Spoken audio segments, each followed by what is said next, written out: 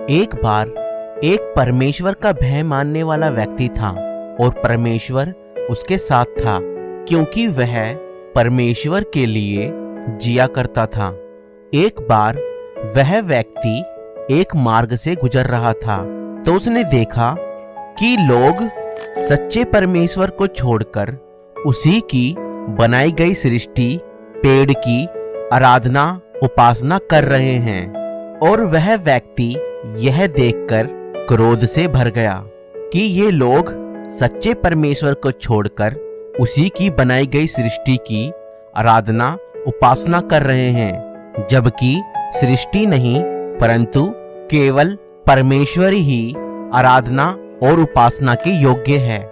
और वह व्यक्ति अपने घर गया और अपने घर से एक कुल्हाड़ी ले आया और उस पेड़ को काटने के लिए चल पड़ा।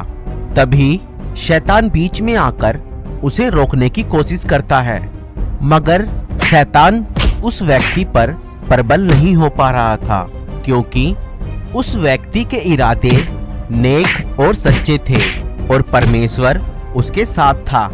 मगर शैतान के इरादे नेक और सच्चे नहीं थे और वह लोगों को सच्चे परमेश्वर से गुमराह करना चाहता था कि लोग अंधविश्वास में जीते रहें और सच्चे परमेश्वर को ना जान पाएं। और शैतान ने उस व्यक्ति से कहा, अरे तुम्हें यह पेड़ काटने से क्या फायदा होगा? तुम इस पेड़ को मत काटो, इसके बदले में मैं तुम्हें हर रोज जब तुम उठा करोगे तुम्हारे तकिए के नीचे 5,000 रुपये दे दिया करूंगा।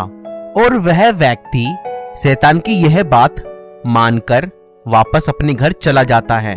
अगले दिन जब वह सुबह उठता है तब उसे तकिए के नीचे से 5,000 रुपये मिलते हैं और वह व्यक्ति उन रुपयों को पाकर बहुत खुश होता है।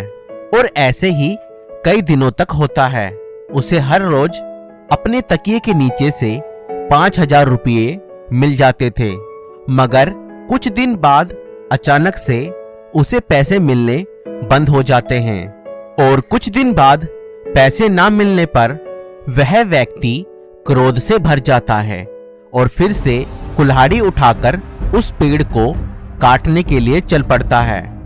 मगर तभी शैतान उसके सामने आ जाता है और शैतान उससे पूछता है कि कहां जा रहे हो?